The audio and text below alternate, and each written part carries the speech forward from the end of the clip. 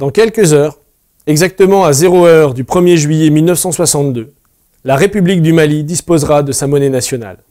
Mes chers collègues, aussi loin que nous remontons dans le temps, l'histoire nous enseigne que le pouvoir politique s'accompagne toujours et nécessairement du droit régalien de battre monnaie.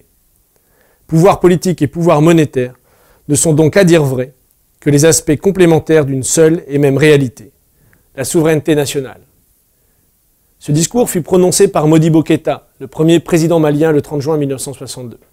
Mais à cela avait précédé la création d'une vraie armée républicaine, loin des accords secrets que passait la France alors avec ses anciennes colonies. Malheureusement, quelques années plus tard, ce projet échoua et le Mali retomba sous la coupe du franc CFA et de la France-Afrique. Et malheureusement, c'est ce qui a engendré la situation actuelle tragique, c'est-à-dire l'invasion du nord du pays par des djihadistes fanatisés et financés par le Qatar.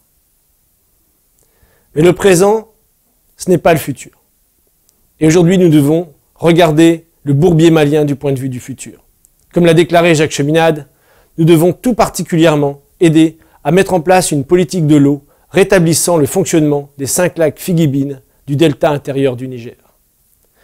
Ce système, dit Figibine, est constitué de 5 lacs interconnectés, se trouvant au nord du Mali, à l'est de Tombouctou.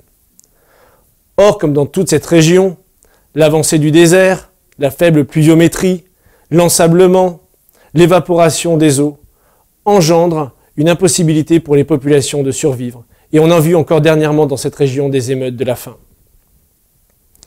Un projet des années 1980 avait pourtant proposé l'aménagement et l'irrigation de près d'1 million d'hectares de surface cultivable pour faire du Mali le grenier à riz de toute l'Afrique de l'Ouest. Mais ce projet n'a jamais été réalisé.